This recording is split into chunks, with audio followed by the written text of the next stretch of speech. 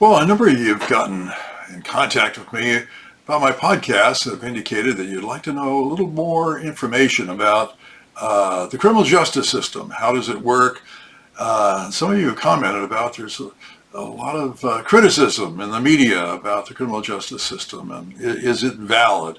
And it seems to be a popular topic with a number of people. And you're right. Is it broken?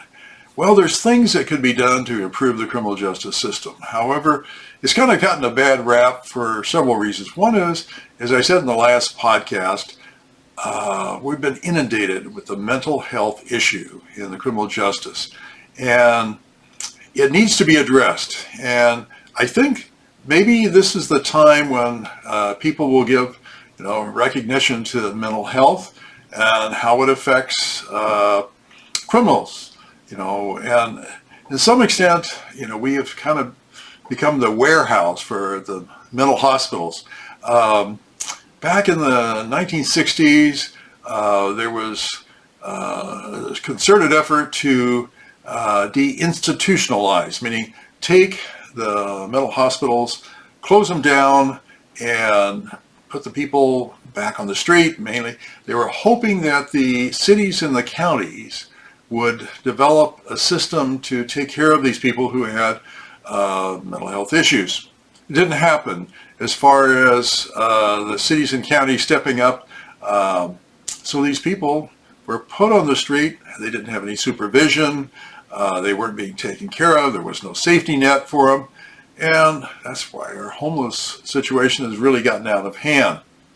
So, yes, there was a good reason why it happened. And it was thinking that it was a good thing. However, what we had is kind of an extreme. We went to what was called the Lanterman-Petrus-Shore Act in California. And in that, there was a structure that was set up that somebody could not be kept against their will longer than 72 hours. In other words, the courts had to analyze that person and make a decision what should be done, and they had to be released after 72 hours. Well, it became the revolving door. In other words, people who had mental health issues would be arrested and then evaluated and then released. They didn't receive the help that they needed. So mental health has really taken off, and this graph here, you can take a look at it. How the mental hospitals have, their population has diminished greatly, while the prison population has just taken off. It's huge. So, yes, we do have a problem in the criminal justice system to a large extent because of the mental health issue has not been taken care of the way it should have been taken care of. Now, to address this, I think the easiest way to talk about it is to look at the stalking cases. They're perfect cases that illustrate what is going on in the criminal justice system. Now, stalking, you have people who really have mental health issues, and we're going to talk about it, their personality, their relationship with others, they're kind of loners. People with very low self-esteem. There's this chart that I think is just maybe summarizes it very well about stalking. These are people who are fixated, they're obsessed, they're unwanted, and repeated, meaning they repeat their conduct of stalking.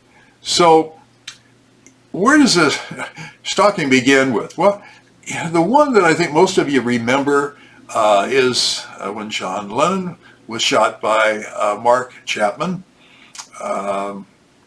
Lennon and his wife were coming out of their apartment. They met him, they talked to him, even autographed a book for him.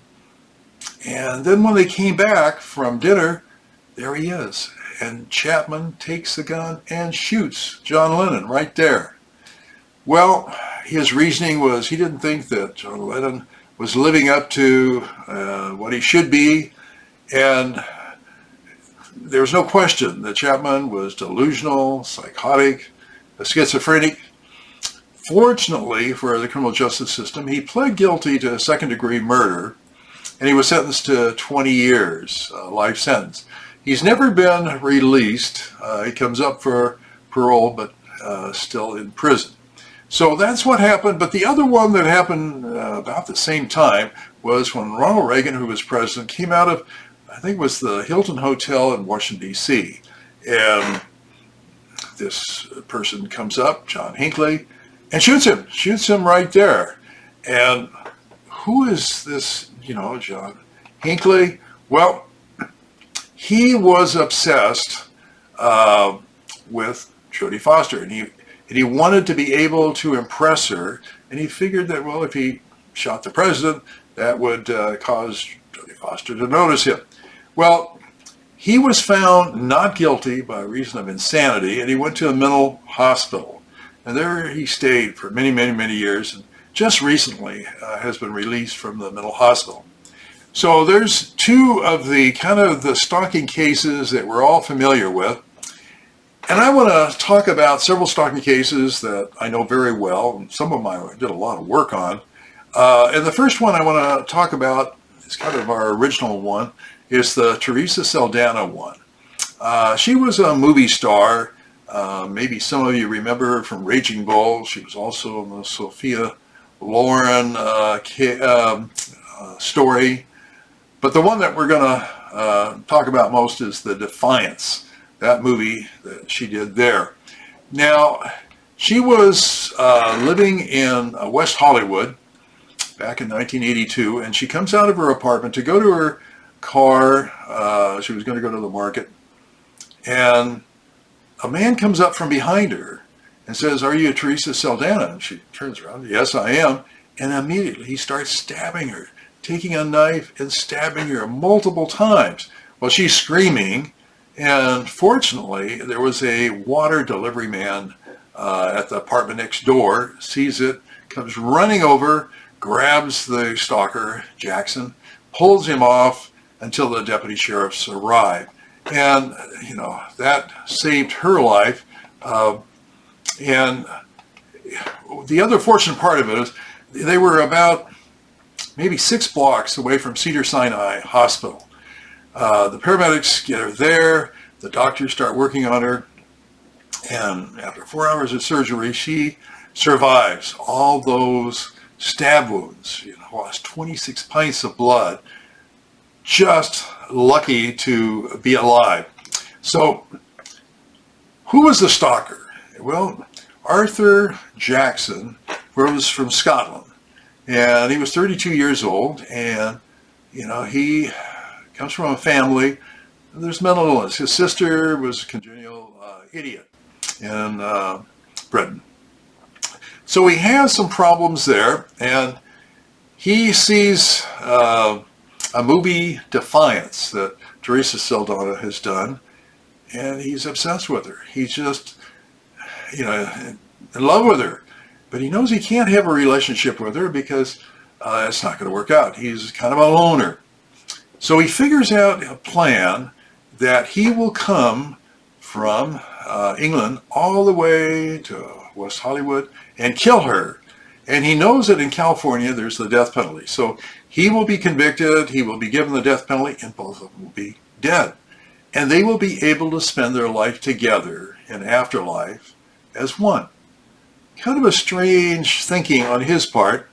So he does this. He carries out this plan. He flies to New York, gets on a bus, travels across the United States, gets to West Hollywood, and figures out where she's living, and that's where the attack occurs. Now, what was his mental state? Well, psychiatrists came in and said that he was a chronic paranoid schizophrenic, and there was a book that was written about him, obsessed, and he was obsessed. And here is some evidence of his diary. You can see he's written it out in fine print, explaining all the problems that he's had in life in this diary that he keeps. So this was what was presented as far as the trial. The judge listened to the evidence, and he is found guilty of first-degree attempted murder. Well, you'd think that would be the end of the case.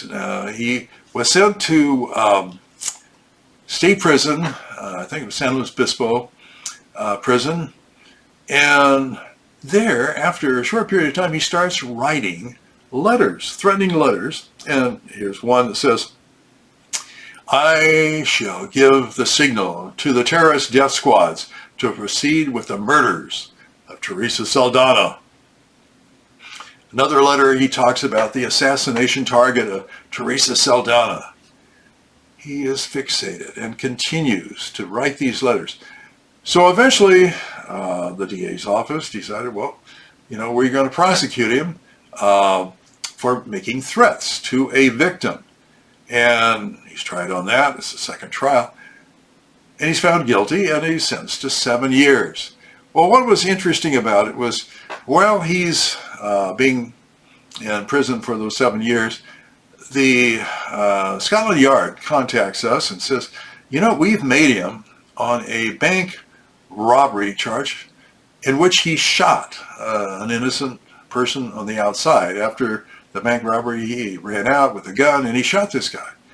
So he was extradited back to the UK, and he pled guilty to manslaughter there, and he stayed in a mental institution for the rest of his life. So here's a typical example of a stalker, and you can see the mental issues that he had throughout his entire life. Now I want to go on with another one, and it's about 10 years later in West Hollywood area, and it's the Rebecca Schaefer case. Now she was not necessarily that big a movie star. She was a TV star, and she was in this series called My Sister Sam. And, she did that for, over a year. And this stalker, Robert Bardo, saw her in that role, and he fell in love with her. He became obsessed, so obsessed, he created a shrine for her. Pictures were on the wall, and, she was the center of his life. Now, he was living in Tucson, and came from a interesting childhood, a large family, but the father was abusive, and he had been in and out of mental institutions. So it was, about a year or so later, she was in another movie. It was about Beverly Hills, Class in Beverly Hills. And she did a bedroom scene where she was in a bed with a man, not nude, not a sex scene, but he just couldn't handle it. This was his girlfriend he thought so highly of, and she had lost her innocence. So he, got a gun, and he had to teach her a lesson, and he would have to kill her from doing such a thing as that bedroom scene. So he finds out where she's living. She's living in West Hollywood, and maybe about, 8 blocks from where Teresa Saldana was, and goes to the door there, knocks on the door, rings the doorbell, and she comes to the doorbell, and they have a conversation there, and he's talks to her, how fond he is of her, and she's very pleasant. She says, well, I'm glad you enjoy my acting and all, but I have a audition I've got to go to.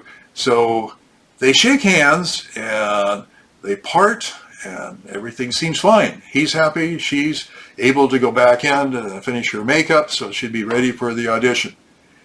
It was about 15 minutes later, he rings that doorbell again, and she comes down. She can't see him. She comes to that front door and sees him, and you're wasting my time. He grabs into this paper bag, pulls out a gun, and shoots her right there. And she falls down, she screams. Paramedics are called, they come out, and they take her over to Cedars-Sinai Hospital. There they take her in there. They try to save her, but the bullet was so close to her heart, she dies. She dies of the bullet wound. Sad. However, what good could come out of this? Well, finally, this got the attention of legislators in Sacramento, and they passed this new stalking law that went into effect in 1990. Many of the other states have adopted the same language and created a stalking law. So something good did come out of her death, but it was very, very unfortunate.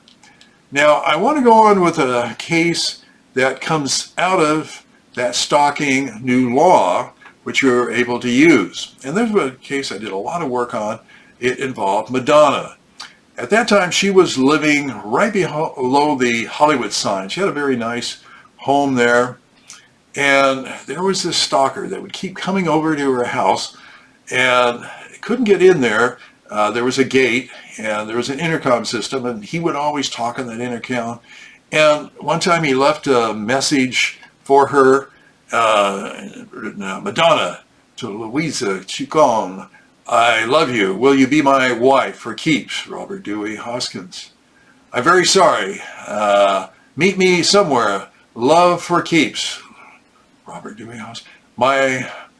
Be mine and I'll be yours. Just infatuated with her, and he told him to leave. He had to get out of it, and he did. And it was almost a week later he returns, and this time he's able to climb on top of the wall, and you can see this pipe where that circle is. He bent this metal pipe as he's climbing to the top, and he gets into the backyard, goes all the way up to her yard, and takes his clothes off and jumps into Madonna's swimming pool. And he starts doing laps in the swimming pool. Eventually the security guards come out and they say, hey, you can't do this. Get out of here. You don't belong here. And he said, no, this is my house. This is my house. And this is where my wife lived, Madonna. Well, there's a little, the security guard had a gun. He had holstered it, but Hoskins went for the gun and there was a shooting.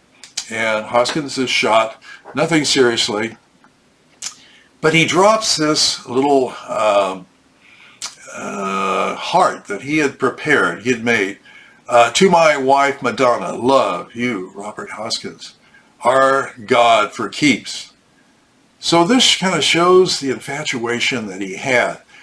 Well, he recovered from his gunshot wounds, nothing serious, but we prosecuted him under the new stalking law, and he is convicted. Now, just to show his mental state, this was his jail cell. And look what he had written on the wall, the Madonna stalker, Madonna, love me, just obsessed with her.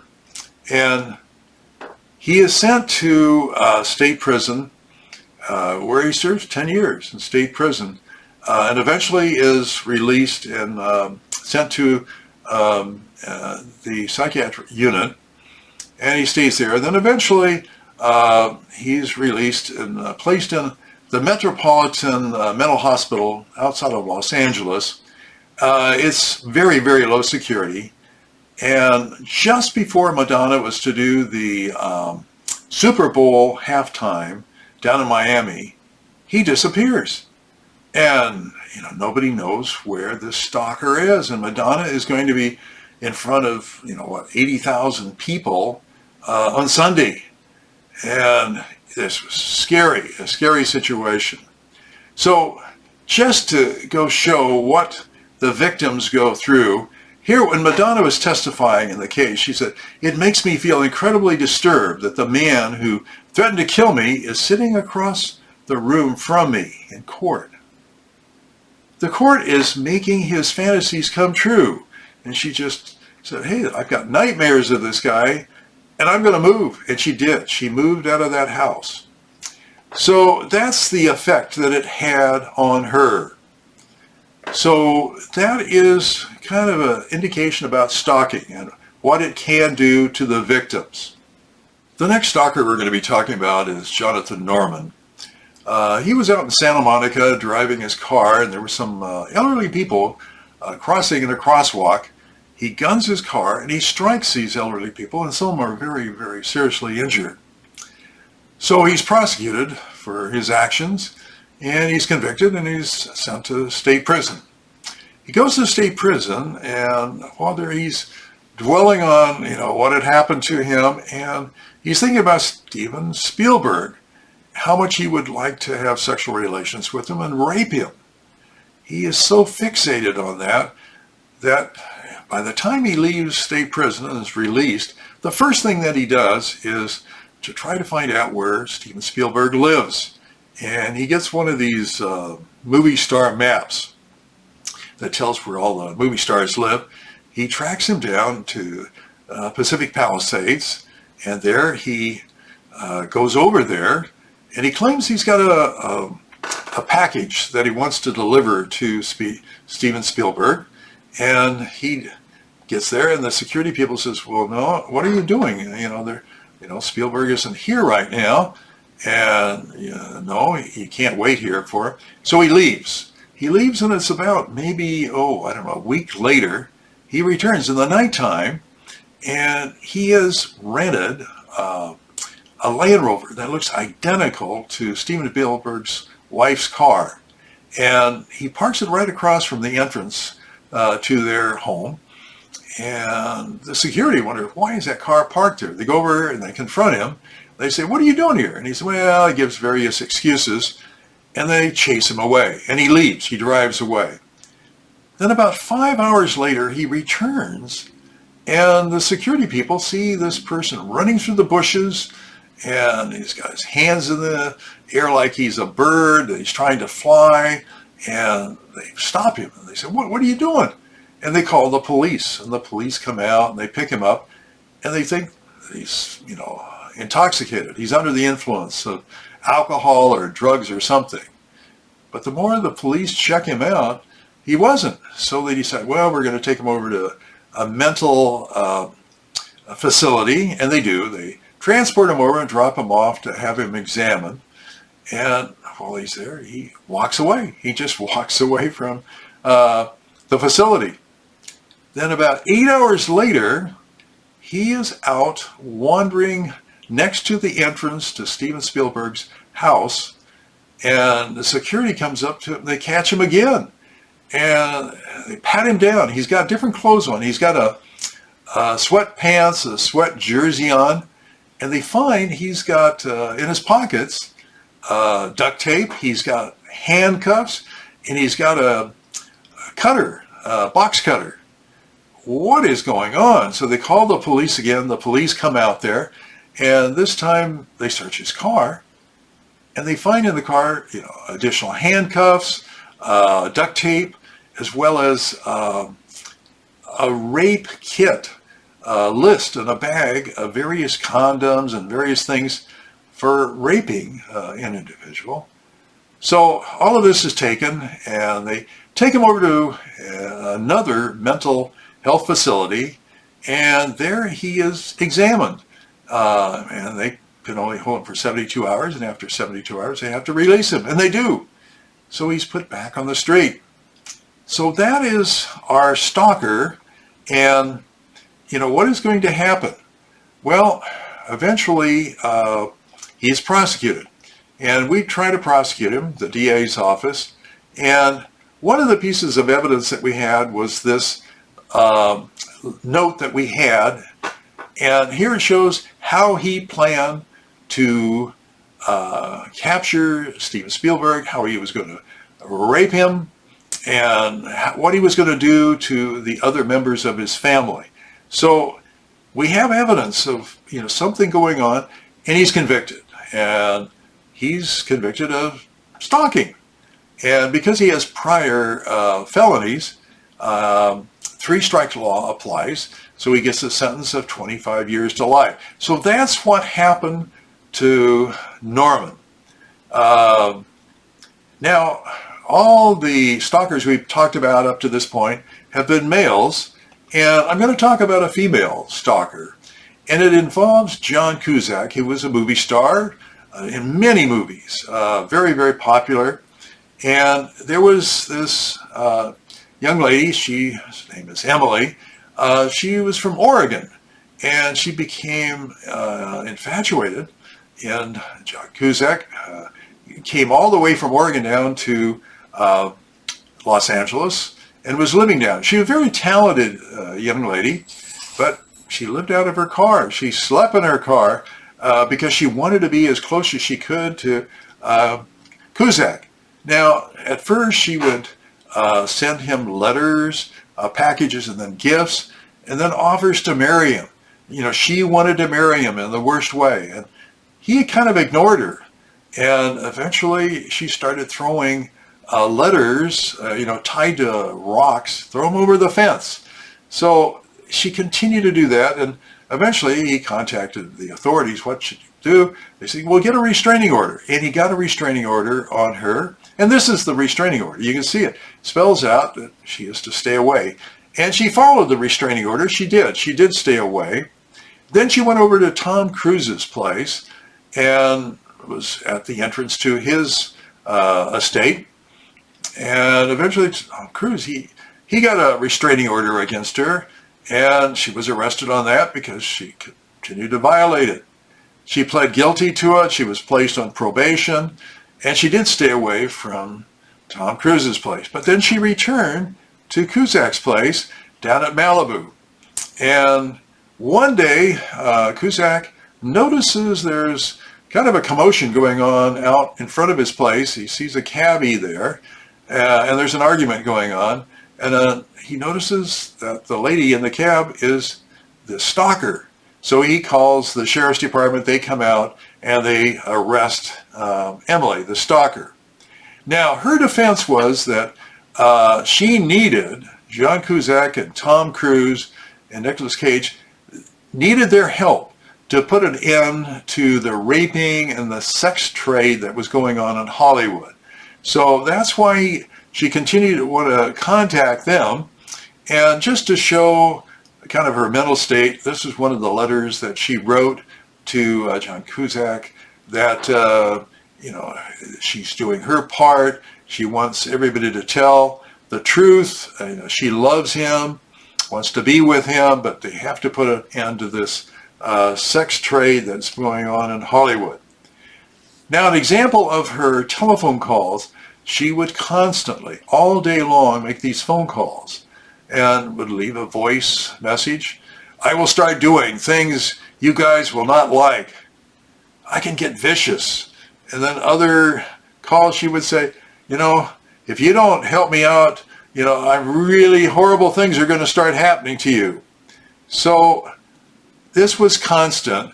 And when it got close time to trial, they asked me to put together a graphics to show the escalation of it. And here I put this together, showing it started out with letters, and then going over to his place in Malibu and throwing the letters over the fence, and then the phone calls, the restraining order that were obtained. And then further, she made more phone calls even when she was in custody. When she was in county jail, she would call from the jail phone to Cusack.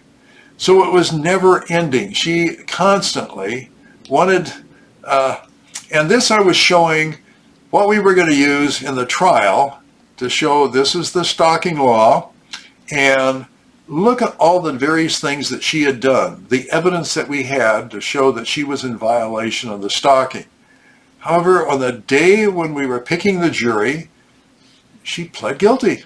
She said, I'll plead guilty to it, and she did.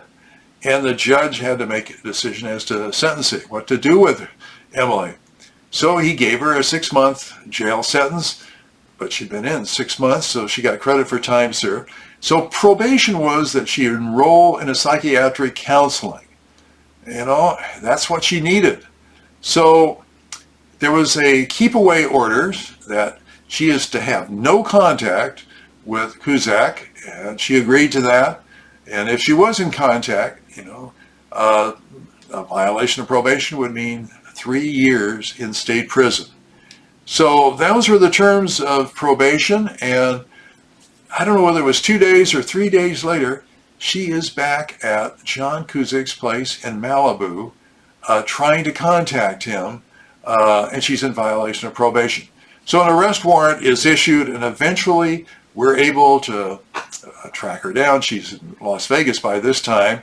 So you were able to extradite her, bring her back to California, and by this time there was a murder charge against her for killing an elderly man. So that gives you an idea of various stalkers.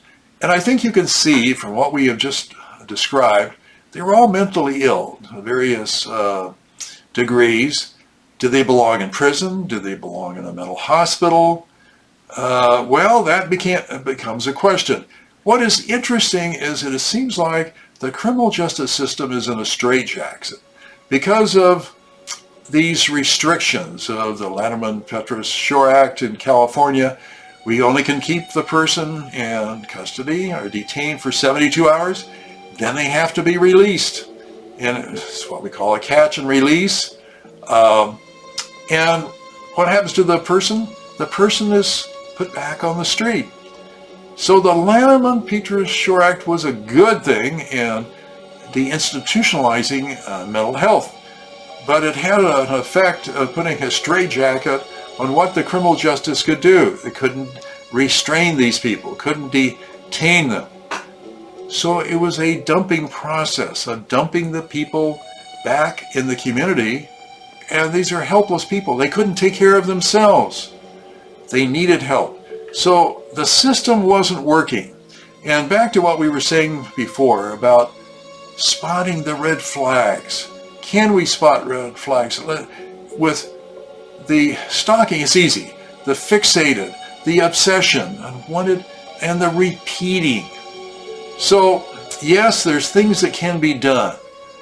What needs to be done? Well, there's ways that we can set up these care courts. We can do something humane. We can monitor people. We can look for these red flags. And when we see them, take action. Supervision, that these people need to be supervised. There has to be a safety net to protect them from themselves, not allow them to commit these crimes and end up in the criminal justice system. So yes, something can be done and it needs to be done. And hopefully someday it will be. Well, if you found this episode interesting, informative, join us again for a new edition of True Crime Files of Los Angeles. See you then.